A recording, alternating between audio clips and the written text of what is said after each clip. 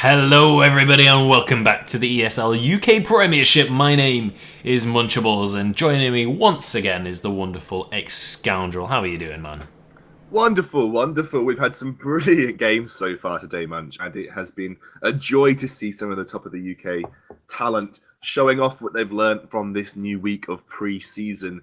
And Infused gave us the biggest schooling of all with a 25-minute win and showed us that Misfortune is indeed pick or ban worthy. You saw their 6-0-1 performance, something like that, was just absolutely incredible. That bullet time has tons of damage. I was talking about it in Champ Select, how the damage has been buffed up quite significantly. Well, not even I imagined it to be that high this time round. And I don't imagine we'll see Misfortune on the side of him Infused at the very least this time round. Really depends on whether Jokerism has managed to practice Misfortune much recently, whether he feels comfortable picking it or banning it. But I know Jokerism, he's very, very good on a whole host of AD carries, so I imagine that Choke may have that opportunity to pick it should they so wish.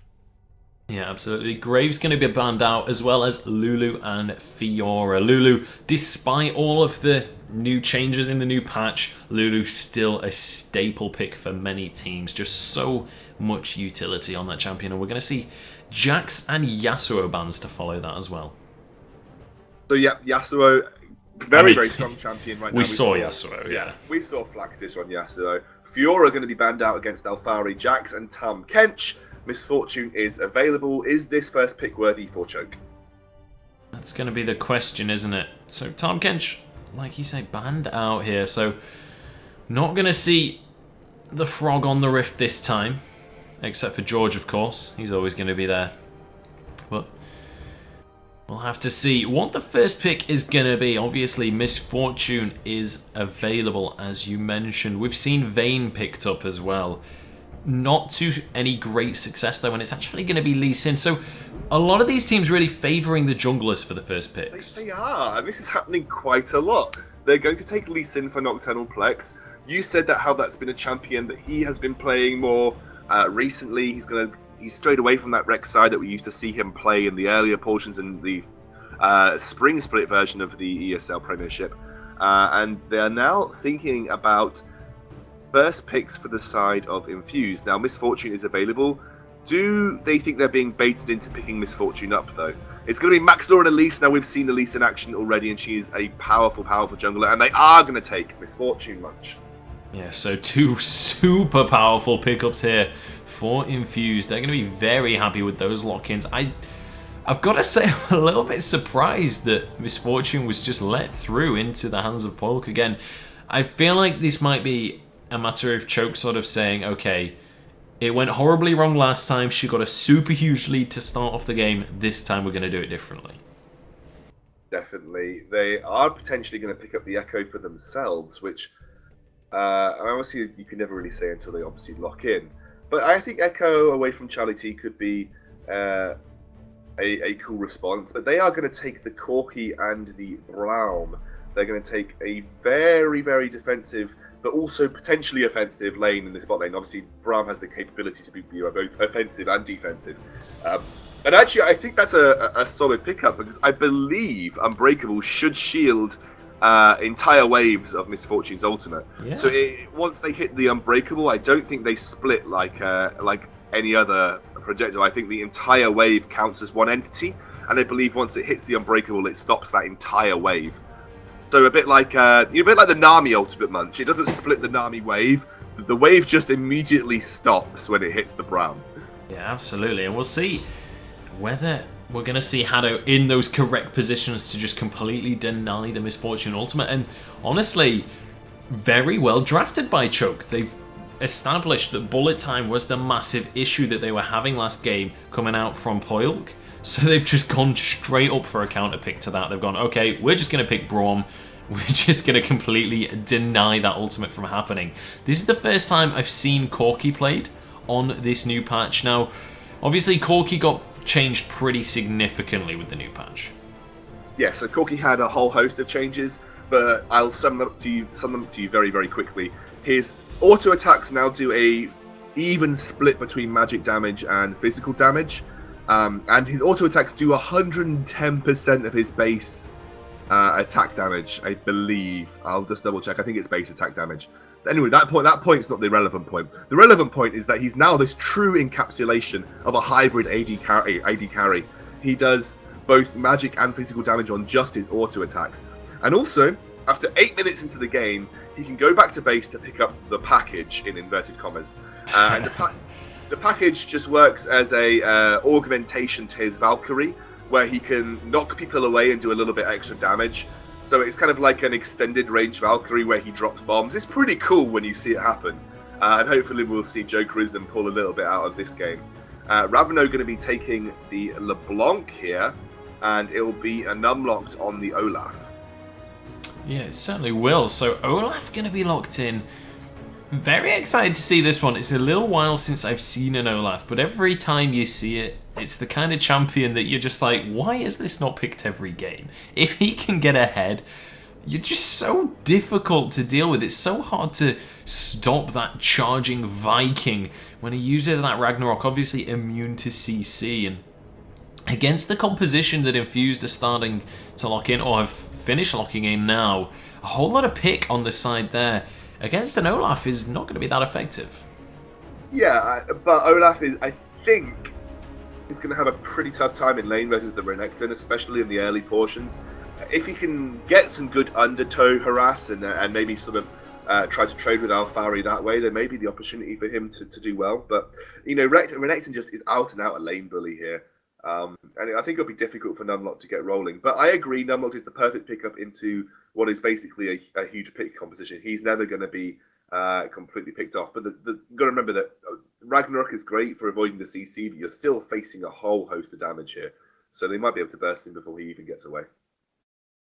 Well, we'll see. If they are going to be able to burst him down, it's going to be entirely dependent on the build paths that these guys choose to go for. Now, across the compositions, let's take a quick look here because, again, from Choke Gaming, we're seeing very much a sort of all-in style composition. Obviously, you do have the peel from the Braum, but I mean, Corki, LeBlanc, Lee Sin, Olaf, they want to go for these fights.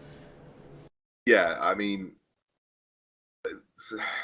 it's really interesting, both these compositions, because the guys from Choke, again, they've got a kind of pick composition, but really they've got a little bit of pick in the form of the Braum passive, and they've also got a bit of pick with the LeBlanc. But apart from that, they've got like a steamrollery type team composition. They'll have Numlocks and Plex just running wild, and then the damage should be backed up from the back line with Jokerism and LeBlanc. Again, it's a very skirmishy type team. You know, that they're looking for smaller engages. I think they'll do less well in the full-on 5v5 because they have less abilities that have a bigger impact across a wider team fight. Whereas you're going up against, a really, really big pick composition, like you said. I mean, this is anything else but a pick composition coming out from Infused here. But they have a pretty decent 5v5 as well. I mean, you do have the binding, the web, you have the lockup from the parallel convergence, and the stun from Renekton on top of that. So yeah, loads of CC that they can apply and pick with. But actually, when you look at the other skills that these champions bring to the table, the soul bite, the soul shackles, the bullet time, the overall parallel convergence can affect a large area as well as just Renekton being able to do damage with probably the Ravenous Hydra, and obviously be a tank with that ultimate in the middle of the enemy team.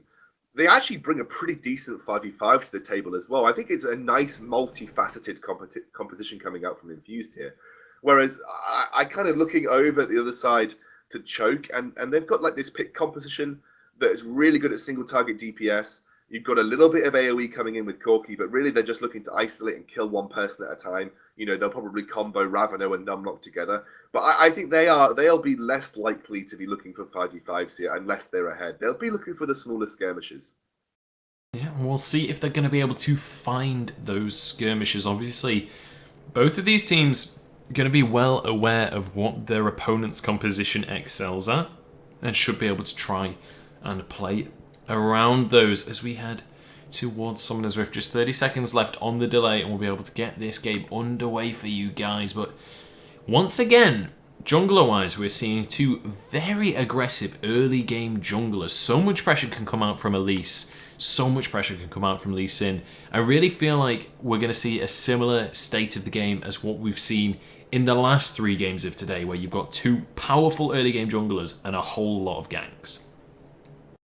Yeah, I like you said, this is. I think you'd be hard pressed to see many junglers that will not be putting early pressure down, because it's just so important to the way that the game snowballs now. If you're not having early pressure from junglers, you're going to have limited opportunity to get your lanes ahead and limited opportunity to turn that into something meaningful like objectives.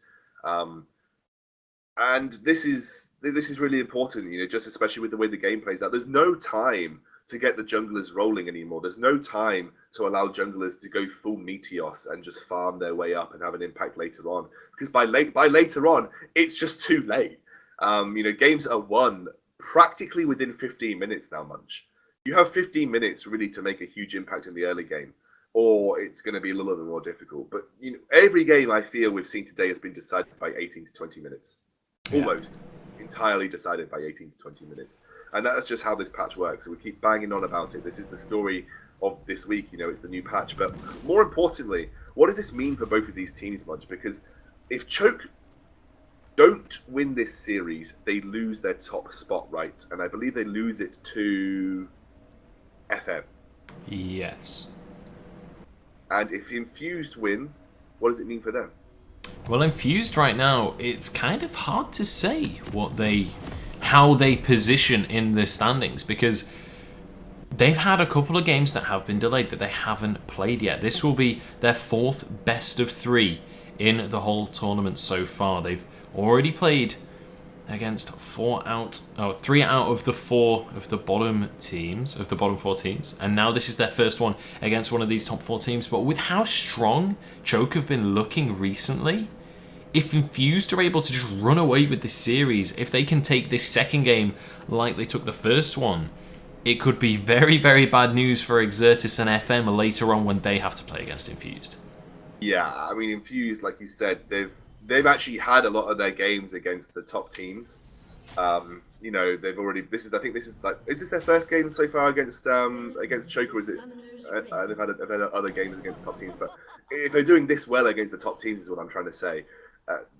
It's really difficult for the lower tier teams to have any hope in hell, bar getting some sort of cheese strategy or abusing something with the new season that no one else has found. Because I got to say, I've been thoroughly impressed with every single member of the Infused roster. Yeah, for sure. They've all been doing incredibly well. It's not like one player is just carrying this team. They seem like a well-rounded squad. They're working together and they are managing to take every advantage they can find and snowball it towards victory. 25 minutes was the duration of the first game in this series. We'll see whether Infused are going to be able to continue the ridiculous snowball, or whether it's going to be Choke Gaming managing to take the edge in this one. The new Olaf skin being showcased here by Numlocked, the Warden Olaf. I absolutely love the Warden, and what's the other? There's like Warden and then there's another one. Marauder, that's it. That's what I'm thinking of. The Marauder skin. They look totally badass, as my grandma would say. Your grandma says badass? Not very often, no, but Your grandma's ever said badass? I'm sure she would if I made her a cup of tea or something. But anyway, she would say thank you for that badass cup of tea. No, I'd be like, can you say badass so that I can win this argument during a cast, and I'll make you a cup of tea later for it. Okay. But anyway, in the mid lane, Ravido versus Charlie T, Echo versus LeBlanc. This should certainly be a pretty explosive explosive mid lane. Both of these champions love to go. Sorry, Munch, you're just making me laugh too much now. Munch is suffering from an explosive bottom. Apparently, yeah. Maybe I am, but I'm not 100% sure I am. We'll have to check that one later. But we're going to see our fan being bullied. What is this cast? Can we just start again?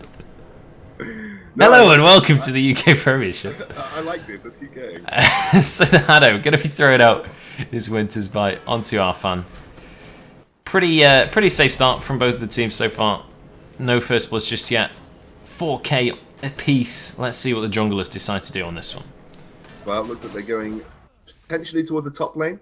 Looks like the Rift Scuttler will be a major point of contention. Oh, Charlie T gets a lock up onto Riveno. He does indeed. That's going to be the Ethereal Chains going back out though, so Sigil of Malice does get procced and the damage is pretty much evenly traded between those two guys. Obviously Parallel Convergence is a huge cooldown, so Charlie T will have to wait a little while in between those trades, but Raveno, well aware of Max Law's position on the side of the lane there, did have the ward available. Plex as well, hanging around just in case anything does go down. But now Alphari pushing up this top lane. I feel like Numlocked is well aware of Max Law's position as well.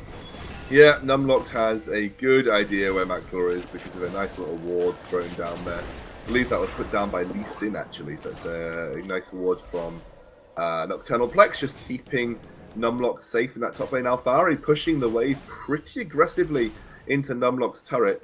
It means that he is going to have a huge wave to deal with under the turret here, and Alphari just looking like he is getting that sort of fear into Numlock's laning phase. He knows that Numlock knows he's never going to be able to trade effectively with a Renekton in the early portions of the lane, so he is just letting that one push towards him. Maxwell are actually coming through here to try and put some pressure down onto Numlock. Now, Numlock's going to have to push his way, but Alphari going aggressive. Look at the damage coming out from Alphari. That was just Alphari literally just jumping forward, using his cooldowns and jumping out again. And Numlocked is chunked down to pretty much a third of his HP. Luckily, he has that flask and he had those vicious blows, so he's able to get himself back up to a decent amount of HP. But Max Law is slowly but surely pushing up this lane. Yeah, the fun thing about Olaf is that now with some of the Keystone Mastery changes, actually you get a huge amount of lifesteal when you pop those vicious strikes. They're actually going to go aggressive here underneath the turret. Oh, all of the flashes come out all at once right now as Numlocked is going to get stunned up. Plex is on the scene though, and Alphari is going to be the first one going down. Numlocked is surviving, and that's going to be a double kill for the top laner. The Viking has arrived on the Rift, and he picks up 2 for himself. People just forget that Olaf gets scarier when he loses health. I mean, he gets more attack speed, and he'll start to hit you a lot more frequently as, thus, attack speed going up generally tends to equate to that. But it's just absolutely ridiculous. And that was, again, so aggressive from Infused. We saw it previously in the FN game. They dove a top lane turret, and they paid for it with a small setback. And now you're seeing a huge dive, probably an unnecessary dive onto Numlocked in the top lane. And now he comes away with a double kill, straight up picks up a Phage. Yeah, absolutely. And, I mean, what do you do when Olaf gets the first 2 kills of the game, especially with how snowbally the game has become? If Numlock can continue to extend this lead, it's going to start to look pretty terrifying, especially when your AD carry has pretty much no mobility whatsoever. Oh yeah, and now they're trying to put the pressure onto Alphari as well. Alphari did not burn a flash in that engage, so he will still be safe. I think to this gank he should be fine. But Plex definitely wants to get Numlock snowballing now. Numlocked. Oh no! Oh, a nice slice and dice though is going to pull him to. I think Alphari kind of smelled her out there. He was like, "I'm going to go for this trade, but I'm not going to all in. I'm not going to use my escape in this one." And wisely done is going to mean that he's safe from that one. Charlie T actually losing out a trade. Nice little distortion there by Raveno to dodge that Time Winder. But now we see... I can't, mate. I'm controlling the camera. I just remembered. But Max Law... I actually checked it. I'm gonna be honest with you. I was like, I can't remember it either. I'm just going to check the skill name. It just took me a second. Just had to slap myself in the face a little bit, but... Access those memory banks. Exactly, yeah. It's all about the... I had to go down and visit the long-term memory library. Like, I don't know if anyone gets that Disney reference or not, but we'll just pretend it never happened as we see Nocturnal Plex kicking off his red buff here. We've seen quite a lot of aggression from the junglers so far, but not a whole lot of it has resulted in much except for the 2v2 in the top lane. Yeah, and actually a small thing that I think could have been done slightly better with the gank onto Alphari, they used the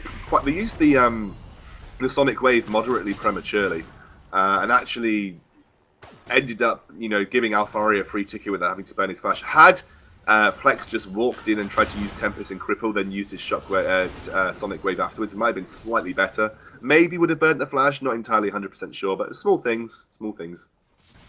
Yeah, absolutely. It's all about those small advantages and whether or not you can turn them into bigger ones. And Ravano might have just been turned into a big advantage here as Charlie T goes in. I don't know what that was, but Chrono Break is going to be used. Ravano has to flash away. And it turns out it is just a small advantage that Charlie T's managed to get himself. Actually, Parallel Convergence is going to be used again. That is going to force Ravano away from this tower. He's going to miss a few CS for that one. But now Plex is arriving in the mid lane, should deny any kind of dive. Yeah, the dive was being... oh, you watched Inside Out yesterday, apparently, Munch. I did. Someone got the chat reference. It was good. It was a pretty good film. Good. So yeah, I think Ravana was making it quite obvious that a dive was on the cards there, or rather support for a dive was on the cards there. And Charlie T didn't take the bait, so easy sniff out of a rat there. Easy game, easy life. Yeah, but as we can see, Ravano is still LeBlanc. He is not actually now a walking big advantage. Yeah, well, bullet time actually going to be used down in this bottom lane point. Just delete some minion wave. Jokerism actually going to get caught by Dark Binding, but I don't think they can really commit to going underneath that tower, especially with the Haddo. Level 6, he's got that Glacial Fissure available, but this is going to mean that they can just pick up this bottom lane tower, or at least just freeze the lane. Either way, it's going to be good for them. They'll take the tower and try and reset the lane from it, and this tower is about to become a big advantage, Munch. It certainly is. It certainly is. That one's going to go over to Infused. Nice stack up of the minion wave here, and that is going to mean that it pushes slowly but surely towards Infused. As you can see, they'll all stack up and start to attack that same first minion, which will mean the wave pushes by itself. So, yep, nice, and it'll keep the wave coming towards. It'll keep the waves coming towards the Infused guys now. So, really nice play for them. I love the way they managed to make that work so effectively.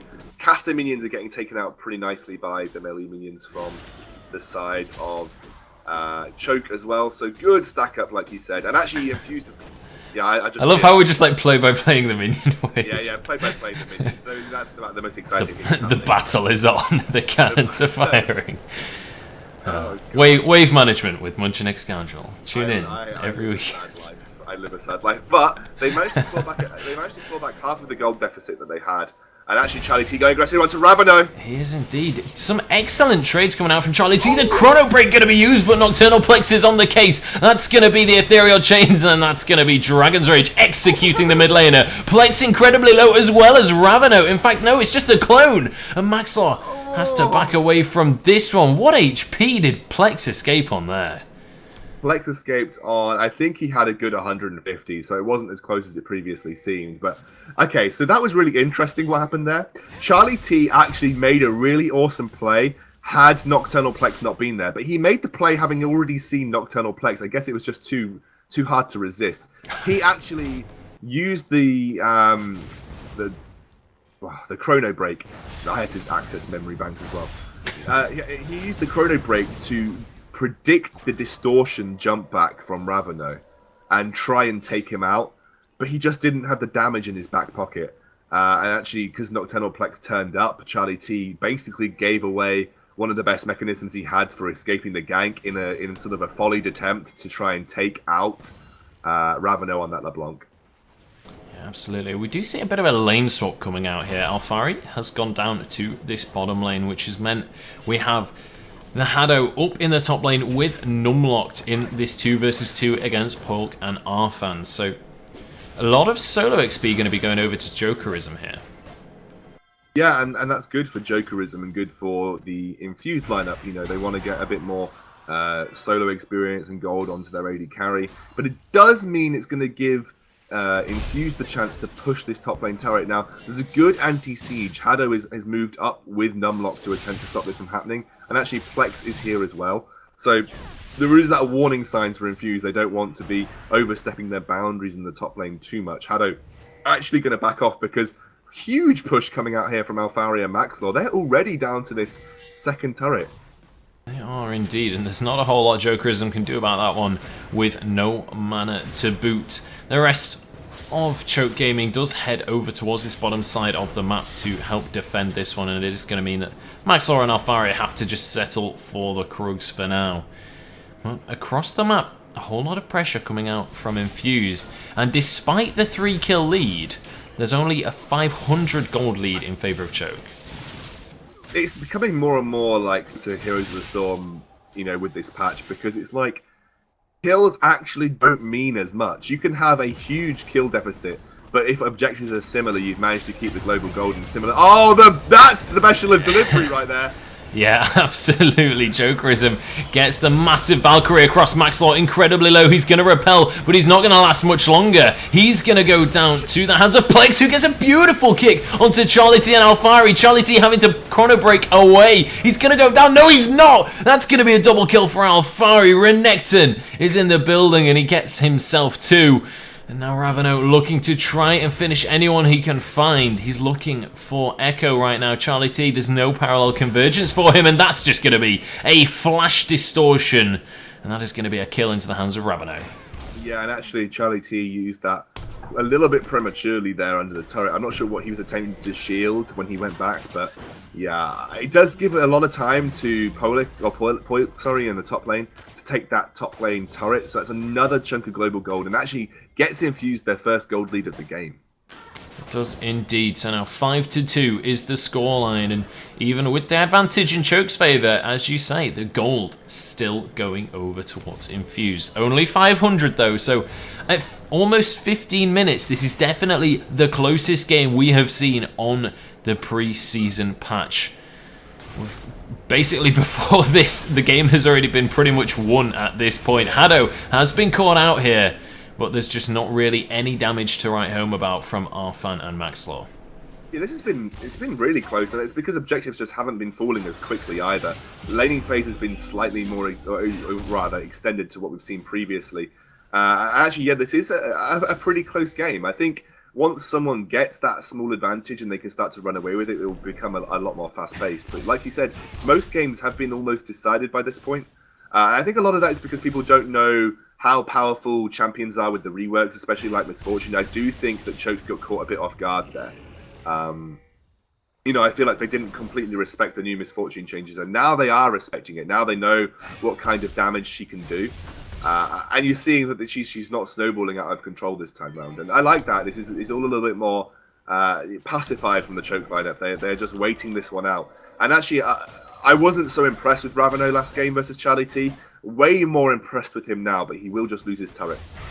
Yeah, he will indeed. So that's another one going down in favour of Infused. So even with it being an even start, Infused are slowly but surely getting a foothold on the map. While they're not that far ahead in gold, they do have a 3-tower advantage, and that's going to mean they can push up that vision line and start to control these neutral objectives like the dragon that they're heading towards right now. Yeah, and they're going to head and take this. I think this is the first dragon we've seen, and actually you're seeing teams take dragon way later than they used to, because just other objectives are just far more important. Towers are just way more important at this point in time because of how quickly gold leads can get out of control. You know, dragon is kind of taken when one team gets the chance. You used to see a lot of teams really go for Kalfari pops the ultimate just to defend the turret. Yeah. Really doesn't want that turret to go down right now. Not 100% sure the ultimate was necessary.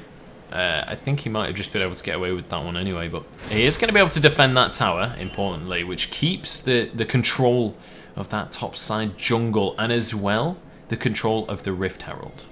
Yes, exactly. And also, actually, the interesting thing about him popping the ultimate there, I don't think he was ever in danger of dying, but he needed the AoE damage to clear the minions before they took the tower.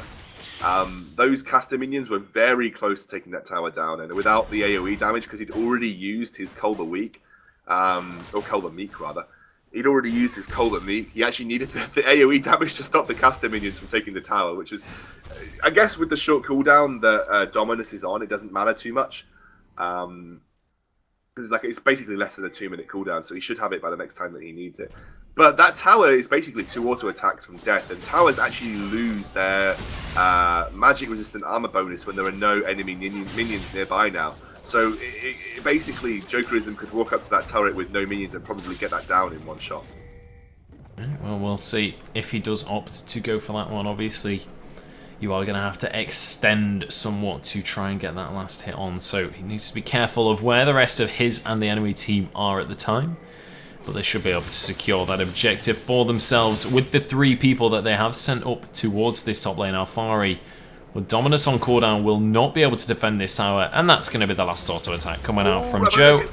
He does indeed. Bullet time comes across, and Maxlaw is going to pick up the killing blow. This should mean that while they pick up the tier 1 in the top lane, it's going to be Infused answering immediately with a tier 2 in that mid lane. Look how fast that tower goes down. Poyok doing all the damage as Numlocked enters the fray, but he just cannot finish anybody off, or can he? Poyok gets incredibly low. Glacial Fissure across 4 people. There's a beautiful kick from Plex, and now he goes in onto Arfan, but he's in all kinds of trouble. He's going to drop as well, and Infused have turned this fight on its head. Jokerism, the last man standing, trying to escape with his life, and he will do so. It costs him his flash, but now the inhibitor tower is in trouble. The flash comes out from Alfari, and that is going to be a kill. His health bar is just melted down, and now Raveno trying to do what he can. The repel from Maxlaw is not going to be enough to keep him alive, but the inhibitor tower goes down regardless. The respawns are coming through from Choke, and Infuse have to get out of here.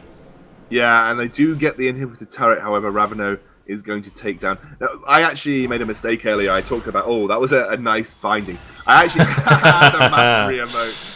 I made a mistake earlier talking about the red buff. Actually, it still works in the same way when you get that Oracle's upgrade. But now it reveals hidden targets that you can't see.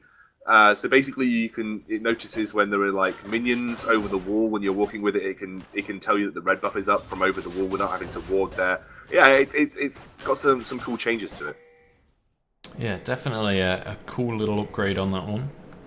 And now we see Poyok starting to try and get a bit of a slow push going up in that top lane, and we'll see what the next objective is on the minds of Infused. They've managed to extend their gold lead to 3,500 now, but honestly, on this current patch, that doesn't seem like a big gold lead, even though at 20 minutes it should feel like that. Yeah, it doesn't feel like as big a gold lead as we saw in last season.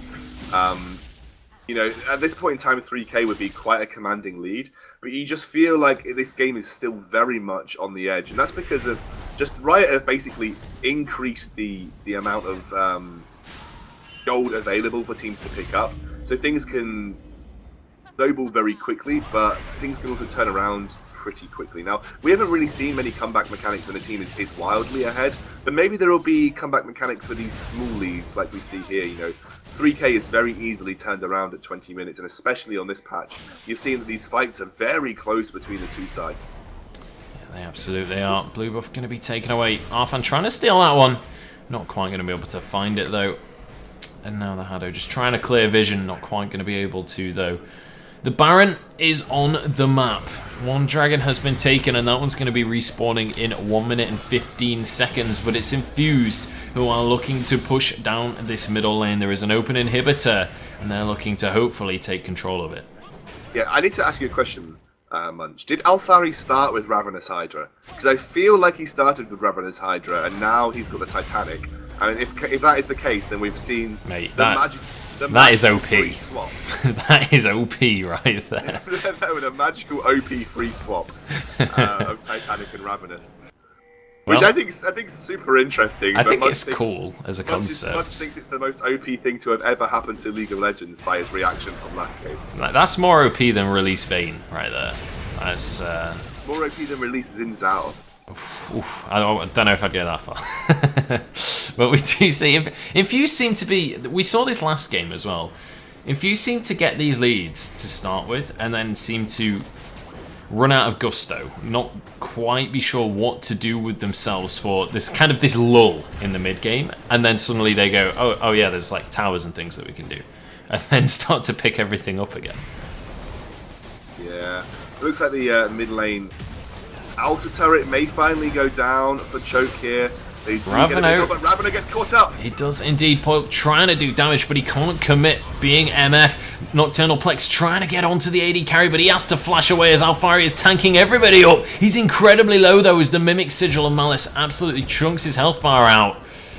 But all in all, nobody going down, and that was actually a 4 versus 5. In the meantime, Maxlaw is split pushing in the top lane. Yes, Max Law's pushing by himself as the jungler in the top lane and going to react. Numrock moving his way up towards, but good ward coverage here for Max Law means that he can back off, gets half damage done to that top lane in a turret. Now, what's so interesting is that actually in that last team fight, Poyok didn't have the chance to use bullet time because he never thought that his position was good enough to make it happen. And the threat of Plex jumping in there and trying to sort of to kick him out of the way and potentially execute him was just very, very high. Yeah, it certainly was. And I mean, you saw Plex's position during that fight. He just dived straight towards that backline and made sure that Poyok wasn't going to be able to just have that free positioning that we've seen from MF in the last game. We saw that Poyok basically got to do whatever he wanted in that last game. This time they're not going to. They're going to try and make sure that that doesn't happen. I need to just ask a question here, Munch. Tracker's knife is on Plex, but he's also bought a sight stone. Mate, he don't mess about. He likes vision. He likes a whole lot of vision. In fact, Tracker's knife, brand new item. Shoot, let's talk about the fact that you can kind of build sightstone into stuff. Yeah, so Tracker's knife is basically an enchantment for a jungle item that basically combines sightstone with any sort of the jungle enchantments that you'd like. It's really good for people like Rek'Sai, people like Lee Sin, who benefit so heavily from it. I'm not, unless this is a bug with the spectator system, I'm not sure building 2 sightstones is super awesome. Maybe it is. Maybe I'm just a fool. He just needs the health, mate. Why go giant spell when you can go sightstone, you know? Yeah, exactly. He just wants to make sure that the enemy team knows that he has all of the wards. Yeah. He's all about I've worked it out. 2 sightstones, 2 eyes. Lee Sin's blind. He's cured himself. He's cured. He's fine now. Blindness. There we go. The answer was staring at us the whole time with both of his eyes. Just confirmed. Legal Edge of the Doctor. He has cured Lee Sin from his blindness, effectively making his. Yeah. I mean, we're complaining about his build, and Plex is just there like, look, guys, Lee Sin here. This is how he builds. Lee Sin here, mate. Anyway, I lack vision in my soul, and therefore I have to have more vision on the map. Yeah. And he just, there you go. And I don't think that allows him to play 6 wards. I still think he has I still think he has that 3 ward limit on it. Oh, we have action though. We have action. We do indeed. Alfari just gonna immediately flash, slice, and dice all the way out of there. Dominus gonna be used as well. So a whole lot of cooldowns used by Alfari just to escape from that one. But it is gonna mean that the entire choke lineup went down to that bottom side of the map. And immediately you see Infused capitalize by taking a top lane tier 2. Yeah, and actually it was a bit of mind games by the Infused lineup. They wanted to make it look like they were barreling down the mid lane for the inhibitor, and they immediately switched up and picked up that top lane in a turret. So pretty decent for the Infused lineup, but they're going to have to react to a very strong push in this mid lane by the choke guys. They are going to be rushing towards defending that inner turret. I don't know if they're going to get their entire team there in time. They won't. No. This will go down. This will go down, and this is the speed at which you can take these towers now. That's going to be the brand new Frost Queen's claim, the spooky ghosts. Spooky ghosts. And they're actually going to use this opportunity to clear all of the vision around the Baron as well. I'd say brilliant early play by Infused, but a bit of a misstep to base there. I don't think it was completely necessary to go to base unless they had some super item spikes that they wanted to hit. But they aren't happy. They want to push down this mid lane. They want to either get more Baron control or get that inhibitor turret. Yeah, that inhibitor has been open for a long time now in that mid lane, and Infused haven't been able to find their way to grab that objective for themselves. We are going to see Choke heading on back to base, picking up some items. As I feel like Baron is probably going to be the next objective on either of these guys' lips. Baron has been the thing that's really tipped the game all the way over for in this last, or the games we've seen today.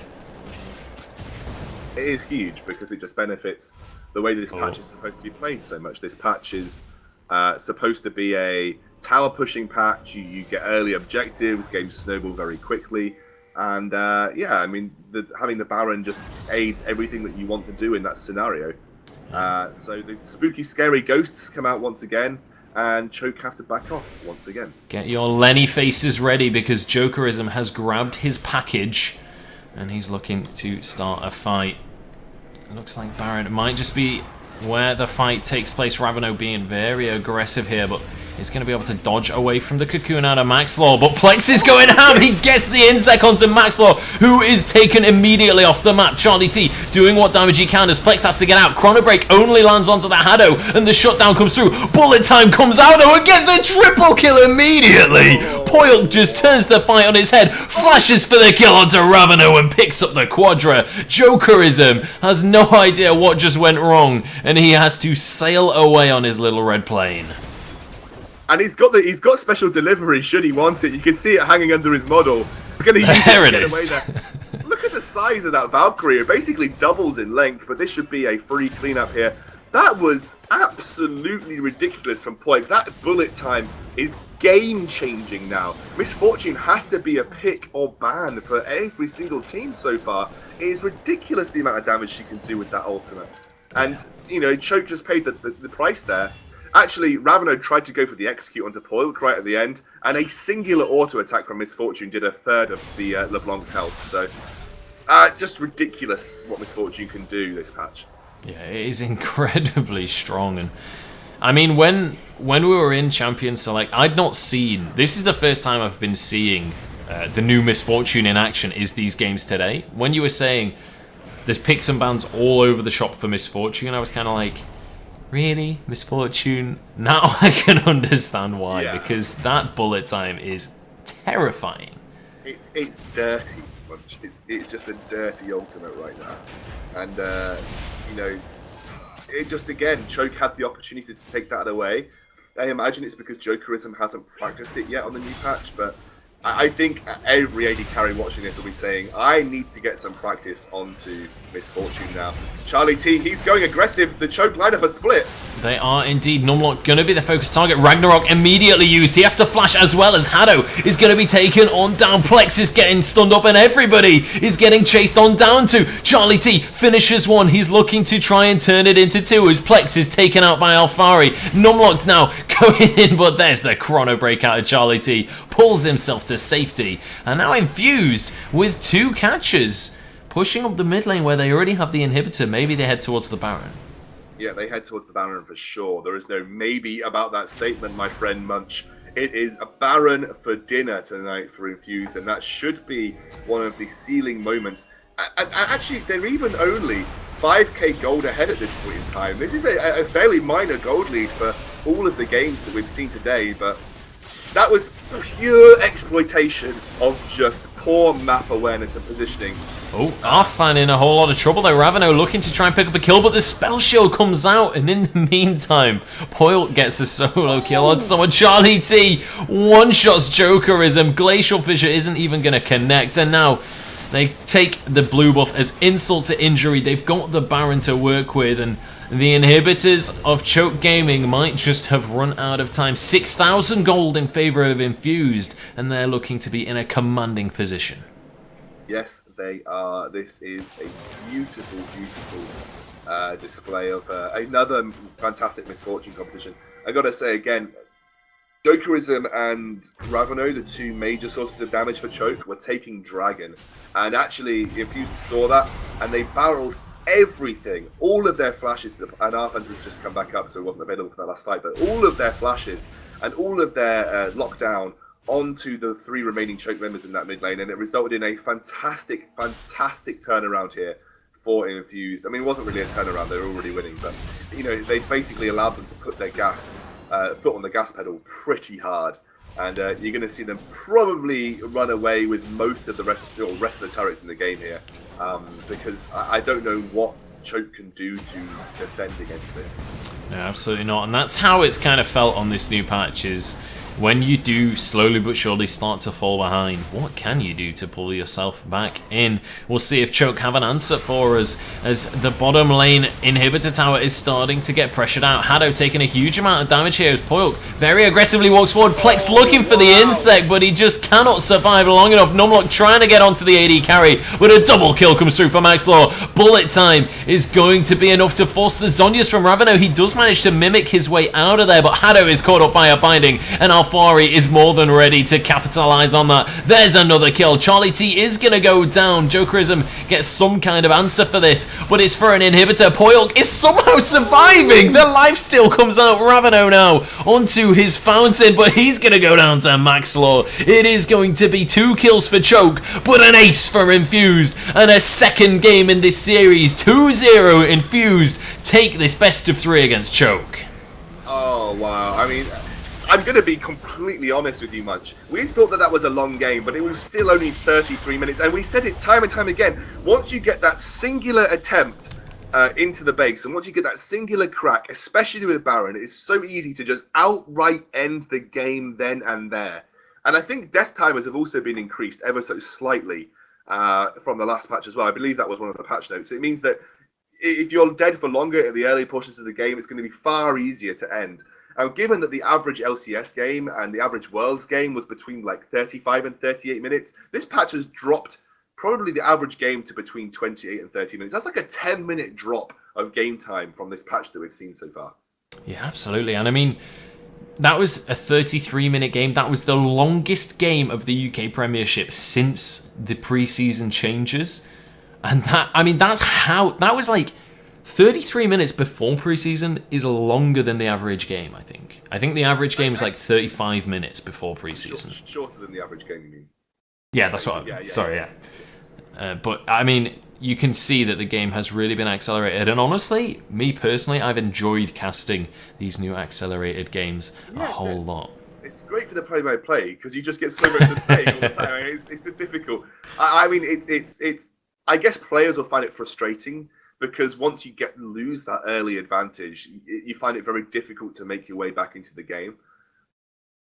And there's supposed to be extra comeback mechanics available to teams, but it doesn't feel like they're there yet. It doesn't feel like these comeback mechanics exist to a point where they're actually useful, because right now it feels like once that team gets their claws in, there is absolutely no way to get those claws out, even with the bounty gold being diluted across a team. And I just feel there's not much room for counterplay and counter engages and things like that right now. It's difficult for the team that's behind.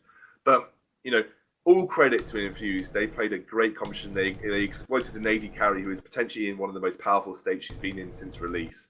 And they fully deserved their win. They've actually done FM Esports a favor. They've actually done FM Esports a favor. I believe that puts FM Esports into the top position now, with Choke at the second position. So that's definitely done FM Esports a favor for now anyway. But Infused, I think the only team that have maintained a complete win-loss ratio that is 100% win. So I believe they're 4-0 so far in the ESL Premiership. Obviously, they've got games to catch up. Yeah.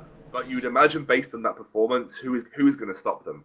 Yeah. I would go all out on a limb and say Infused are probably the strongest team in the UK right now, and they are the team to beat. FM looks strong, but Infused look dominant. Yeah, I'd have to agree with that one, and we'll have to see, because our final game of the entire season is going to be FM versus Infused, and if the standings stay as they look to be going, it will be sort of the top place team versus the second place team. So we'll see who is going to be able to take that one and who is going to be able to be our first seed as we head towards playoffs. Unfortunately, that is the end of the stream for today, though, but you can join us again next Saturday at 2 p.m, where we'll be rounding out this season and getting towards the playoffs, finding out who is going to be what seed. Well, from me and Ex-Scoundrel, for now it's going to be good night, and we'll see you next weekend.